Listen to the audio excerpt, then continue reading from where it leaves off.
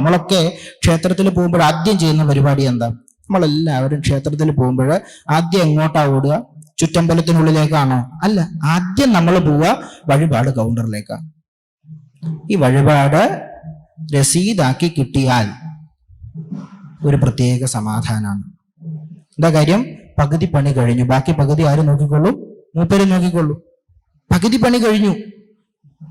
ഇനി നമ്മൾ എന്താ ചെയ്യുക? വഴിപാട് നടത്തും, രസീത് നടയിൽ വെക്കും, എന്നിട്ട് ഭഗവാനോട് പറയും, ഭഗവാനെ, എനിക്ക് ഇന്ന് ആവശ്യങ്ങളുണ്ട്. ചിലപ്പോൾ പരീക്ഷയിൽ ഉയർന്ന മാർക്ക് വേണമെന്ന് പറയും, ചിലപ്പോൾ നല്ല ഉദ്യോഗമായിരിക്കും, ചിലപ്പോൾ സന്താനങ്ങളുടെ വിവാഹമായിരിക്കും, ചിലപ്പോൾ നല്ല സന്താനങ്ങളായിരിക്കും. എന്നിങ്ങനെ ഒരുപാട് ആവശ്യങ്ങൾ പറയും. എന്നിട്ട് പറയും, ഇതൊക്കെ നടത്തി തരണം. എന്താ കാര്യം? പ്രത്യേകിച്ച് നമ്മൾ വല്ലതും ചെയ്തോ? പ്രത്യേകിച്ചൊന്നും ചെയ്തിട്ടില്ല. ഒരു വഴിപാട് നടത്തിയിട്ടുണ്ട്. ഒരു പാലമിട്ടാൽ അങ്ങോട്ടും ഇങ്ങോട്ടും ആണല്ലോ. ഞാനിവിടെ ഈ വഴിപാട് നടത്തിയിട്ടുണ്ട്, അതിന് പകരം എനിക്ക് എന്ത് വേണം? ഇന്ന് ആവശ്യങ്ങളൊക്കെ ഉണ്ട്, അതൊക്കെ സാധിച്ചു തരണം. വഴിപാട് ആർക്ക് വേണ്ടിയാണ്? ഭഗവാന് വേണ്ടിയാണോ? അല്ല, നമുക്ക് വേണ്ടിയാണ്. ഭഗവാന് വേണ്ടി ആയിരുന്നെങ്കിൽ നമുക്ക് പറയാം, ഭഗവാന് വേണ്ടി ഞാൻ എന്ത് ചെയ്തിട്ടുണ്ട്? വഴിപാട് ചെയ്തിട്ടുണ്ട്. അതുകൊണ്ട് എന്ത് ചെയ്യുക? പകരം ഇന്ന കാര്യങ്ങൾ എനിക്ക് ചെയ്തു തരണം. പക്ഷേ വഴിപാട് ആർക്ക് വേണ്ടിയല്ല? ഭഗവാന് വേണ്ടിയല്ല. പിന്നെ ആർക്ക് വേണ്ടിയാണ്? നമുക്ക് വേണ്ടിയാണ്. പക്ഷെ നമ്മുടെ ആവശ്യം പറയാനാണോ അത്? അല്ല. ദുഃഖം പറയാനാണോ അത്? അല്ല.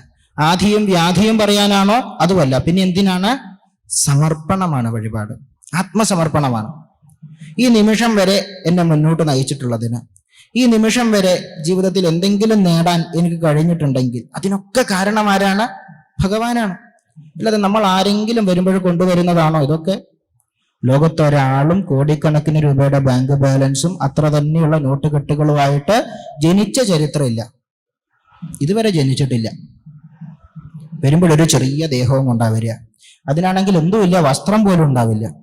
പിന്നെ ഇവിടെ നിന്നാണ് വസ്ത്രമൊക്കെ തപ്പിപ്പിടിച്ച് നമ്മൾ ഉടുപ്പിക്കുക. ആ ശരീരം മെല്ലെ വളർന്ന് ഒരു ഘട്ടം കഴിയുമ്പോൾ പലവിധ വ്യാധികളും ആധികളും ഒക്കെ ആയിട്ട് തളർന്ന് ഒരു ദിവസം എന്ത് ചെയ്യും? ഇവിടുന്ന് മെല്ലെ യാത്ര പറയും. തീർച്ചയായും പറയും. ആ സമയം നമ്മൾ നേടിയെന്ന് പറയുന്ന ഒന്നും നമ്മൾ എന്ത് ചെയ്യുന്നില്ല? കൊണ്ടുപോകുന്നുണ്ടോ? ഒന്നും കൊണ്ടുപോവില്ല. സ്വത്തുക്കൾ കൊണ്ടുപോവോ? ഇല്ല.